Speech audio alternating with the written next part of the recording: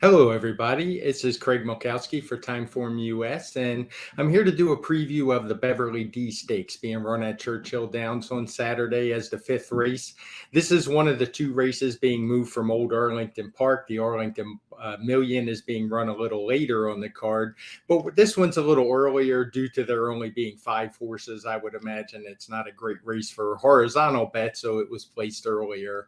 And with that said, let's take a look at the field and the morning line in here.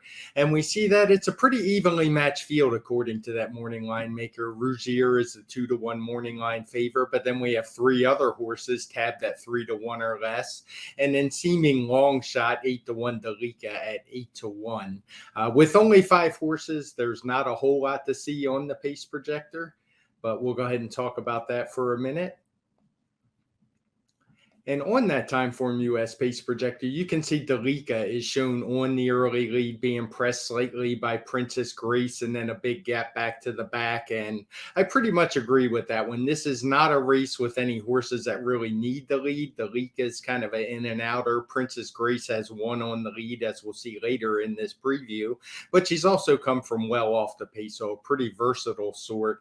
And you have to wonder, with the question marks of the speed in here, how much it's going to hurt the closers, which are the favored horses in here. We're going to start by taking a look at that morning line favorite. We'll go in order of the morning line, and we'll start with Rougir and take a look at her last race. In this race, Rougir made a really nice run at Belmont Park. She was able to get up, wear down the other horses on the inside, get the win in this graded stakes score. But it's kind of been a disappointment ever since then for her. We're going to go to take a look at her PPs now after she crosses the wire. You can see she won really easily that day in the Beaugay Stakes. She got her best figure, a 122 Timeform US for that day. It was her second start in this country, her first after being ambitiously placed in the Breeders' Cup Filly and Mare Turf. So she obviously showed a lot of promise. But it's been disappointment since, and you'll see I've indicated here on the graphic. I think a lot of that has to do with track conditions. She seems to be a horse who does her best running on softer ground. Even though the turf was labeled firm at Belmont, you'll note that we only have it a 6 in Timeform US, so we definitely disagree with that official designation. And her other win at Longchamp that shows in her PPs also came out under soft ground, so she feels like a bit of a vulnerable favorite to me. The next horse in the morning line would be Lily Pond, who is a horse shipping over for Aidan O'Brien. And we're going to take a look at the Grade 2 Killboy Stakes, where she won at the Curragh back in June of this year. It was a decent run. She had been running in much longer races, as we're going to see when we get to her past performances. She got a really nice trip this day where she was able to stay inside and kind of just hang on. She took the lead and was able to fend off those trying to catch her late.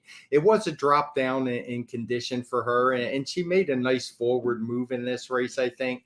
But I really wonder about these 5-2 odds on her. As we move to her PPs, you'll see she is just a 3-year-old. She is the lone 3-year-old in the field. And one of the things I don't particularly care for is 3-year-olds taking on older in turf races, particularly this early. As you get into November, maybe it's not so bad, but it kind of is reflected in her Timeform ratings. You see, she only got a 105 rating last time, which is, we like to be able to compare those to the speed figures. We saw Rougir consistently runs in the 1-teens, had run a 122. So she's really going to have to move forward, in my opinion. So she's one that I'm not really going to be interested in here, despite that low morning line. I do have a formulator fact I wanted to point out for trainer Aidan O'Brien in this spot. And Aiden O'Brien is a guy who is obviously one of the best trainers in the world, but he doesn't do all that well when he ships horses to the United States. That's a pretty commonly known fact. So, what I wanted to do was break it down a little bit and just go into the females he sent over because he has had some big wins, particularly in the Breeders' Cup with Order of Australia. And that kind of would have distorted some of his statistics, particularly ROI. But with females in the past 5 years, he's just 3 for 44, winning at 7% with just a 0.71 ROI on $2 return. So that's a really significant loss on the betting dollar. So that's another reason why Lily Pond is just not for me in here. The next horse I want to take a look at, we're going to show Family Way and a really game effort she had in the New York Stakes at Belmont Park, also back in June. This might have been Belmont Day, if memory serves. And she ran a good effort in here. I thought it was solid. She winds up getting beaten by, I believe it was Bleecker Street on this day, who was able to run her down late, kind of come from the clouds. The one thing I would say is a little bit deceiving about this race is the Grade 1 designation. It has not been a race which has come back very strong. The runners from the field haven't done well moving forward. And you can just see by Family Way's speed figures that 115 is not really representative of a Grade 1 race either. So the other thing I noted is she's really turning back in distance. The Beverly D, when it was run at Arlington Park, was able to be run at a longer distance. But here at Churchill Downs, it's only going to be at 1.125 miles. So I don't really think that is going to be to her liking as much as it was that bigger 1.25 miles over a wider turf course.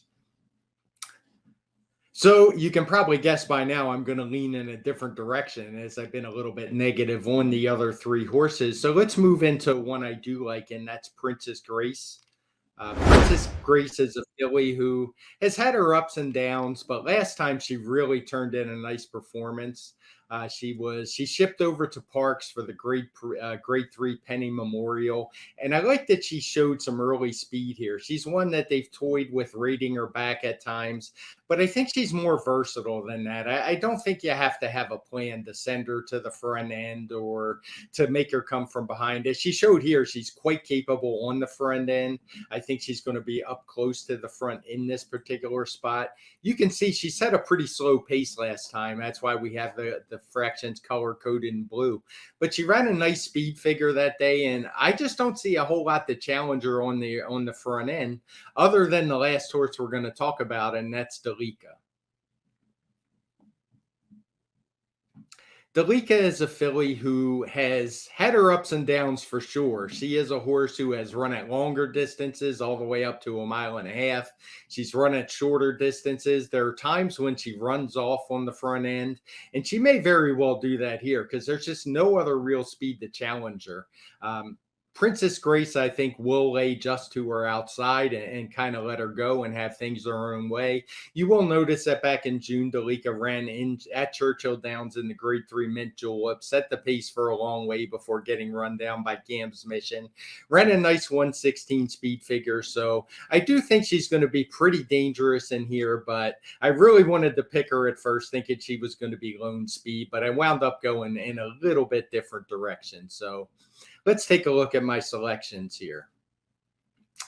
I settled on Princess of Grace. I like the tactical speed advantage that she has. I like that she doesn't have to go to the front end. I think she can lay off Deleka. And I do think that one's going to be dangerous. And since I had some negatives on all three of the other horses in this field, I just was looking for a little more price. Went with Princess Grace on top, Deleka in second, threw Rougir in third. I guess she would be the third most likely winner, but the top two are who I'm really going to key on.